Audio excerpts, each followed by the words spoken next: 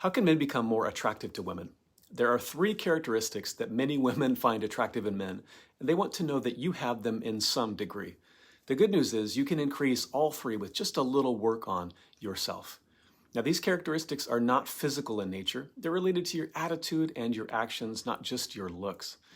Women do care about your looks, just as you care about theirs, but they also care about your character. Scott Ross here with the New Men channel. Let's consider three of the most important character qualities that women love to see in guys. I call these the 3 C's of masculine attractiveness. And they are anything but toxic, they are anti-toxic. The 3 C's of masculine attractiveness are confidence, composure, and charisma. Confidence, composure, and charisma. Confidence. Women love confidence as long as it isn't arrogance. Confidence, as we will see, is centered in knowing who you are as a man and where you are headed with your life. Composure is being grounded, level-headed, calm, and tested. Composure is dependent upon confidence because a composed man is not insecure. That is, he isn't overly sensitive and doesn't view everyone and anyone as a threat to his manhood. That is weakness. And the 3rd C of masculine attractiveness is charisma. Charisma is the magic of life. It's really being truly alive, being animated, passionate, and others focused. She wants to see that there is substance beneath the surface, that you are interesting and will make her day better. So we have confidence, composure, and charisma. Let's think more about masculine confidence. In any area of life, we are more confident if we know the subject matter we're dealing with well, whatever the subject matter may be. Someone who has been a certified practicing auto mechanic for 20 years has confidence they can fix your car. Someone who's been skiing black diamond ski runs for 10 years is confident in their skills. If you're speaking publicly before a group, you will be much more confident if it's on a subject you know inside and out. So if we apply this truth to ourselves, we can say that we are more confident in ourselves when we know ourselves very well. We are more confident when we know our strengths from our weaknesses. Now, men who know themselves very well come across as confident. Men who know who they are and where they are going in life are attractive to most women. And here's why. When women meet you and assess your potential compatibility, they ask themselves 3 questions about you, and their answers are dependent upon the 3 C's. Here are the questions women want to know about you. First, who are you? This is the identity question. Second, where are you going with your life? This is the momentum question. And third, she asks, would I fit in? This is the compatibility question. She asks, does this guy really know who he is and what he wants in life? Does he even know what his ideal partner would be? Does he have a sense of energy and momentum in his life? Is he all talk, or does he have a history of doing what he says he will do? And then, if he knows who he is and what he's doing with his life, she can ask, do I fit in with him? If she senses a lack of confidence, it causes her to question you. If she gets the impression that you aren't sure what type of partner you want, then she has no idea if the 2 of you will be compatible. So, how can you build your self-confidence? Work on yourself. Get to know yourself. Become self-aware. Know what you like and what you don't like. Develop your interests. Be able to list out your top 10 strengths and your top 5 weaknesses without hesitating. Could you do that right now? Could you sit down with a piece of paper and a pen or pencil and make a list of your top 10 strengths and then your top 5 weaknesses and provide a sentence or a sentence describing each or your reason for each? If you can do that, and it might take a few days of thoughtful work, you are on the right path. In fact, I encourage you right now after you finish watching this video to stop and sit down with a piece of paper and a pen or pencil. Please don't do this on an electronic device. And come up with that list, your top 10 strengths and your top 5 weaknesses. If it's a struggle for you, that's okay. Just continue to come at it for a few days. Maybe ask a few people who know you well for their input. The value of this exercise is that it gets you looking inside, and then it almost automatically creates a plan for your growth and development. You might see that you can only list 4 strengths. Well, that isn't accurate. You have more than 4 strengths. But then what would you like to add to that list? What do you want to develop within yourself? What skills or experiences? Then start to work on those. Can you list your weaknesses? Are some of your weaknesses things that you know you can improve? If yes, start to work on them right now. A guy who has such a plan and is on a path for his future that has momentum behind it is attractive to most women. He is. And here's another important indicator of a man's confidence. Can he make a decision? A man who can make a smart, quick decision about even a mundane thing shows confidence, and women catch on quickly. Let's consider a fun little example of this. Let's imagine that you meet a woman somewhere and she gives you her number. You call her up to ask her on a date to meet for dinner. Which of the following 2 approaches do you think most women would prefer to hear from a guy when asking her out on a first date? Option number 1, you say, I really don't care where we go. I just want you to be comfortable. What is your favorite restaurant? I'll repeat that. He calls her up, you call her up, and you ask her, I really don't care where we go. I just want you to be comfortable. What's your favorite restaurant? Okay, got that? Now, option number 2, you would call her and tell her, I know a place that is perfect. The atmosphere is electric. I'll meet you there at 8.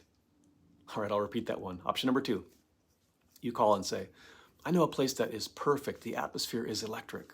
I'll meet you there at 8. And then you give her the name of the restaurant. Now, which one of those 2 do you think most women would prefer? Yeah, the second option. Why? Well, with option number 1, you might think that you're being very considerate of her, making her feel comfortable. Look, a place she knows well. Bad move. With option number 2, you just opened the door to an adventure for her. Women are strong and not afraid of taking the lead. Often they'd prefer it. They're not afraid of you taking the lead either. Not that they can't choose for themselves. Of course they can. Why would they want you to take the lead? Because it demonstrates that you have a healthy sense of confidence. Even a first date can open the door to you creating fun experiences. But it isn't easy if you ask her to choose and take the lead. And what if you make a bad choice? You choose a bad restaurant. Is that a risk?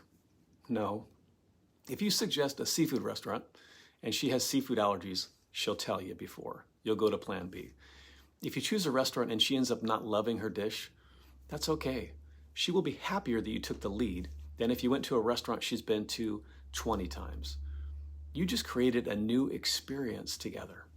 So show some confidence. And if you need to grow some confidence, you can absolutely do that. Okay, so this leads to the second C of masculine attractiveness, composure. Composure is about being calm and collected when things go bad. Composure is an appropriate response to stress or a threat and not sensing everything to be a stress in the first place or a threat in the first place. Look, if everything feels like a threat to your manhood, then you certainly appear to others as having a very small manhood.